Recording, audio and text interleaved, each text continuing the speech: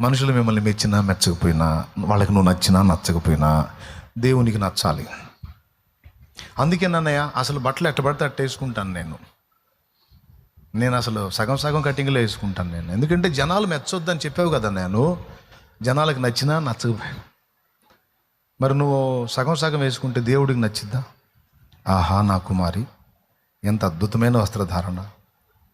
అమ్మ, ఏదేం తోటలో ఆదాం హవ్వలకి సిగ్గు తెలిసినప్పుడు నేనే చర్మపు చొక్కాయలు చేయించి వాళ్లకు సిగ్గు కప్పాను తల్లి, వాళ్ళకు సిగ్గు కప్పానమ్మా, బాడీ కనపడకుండా.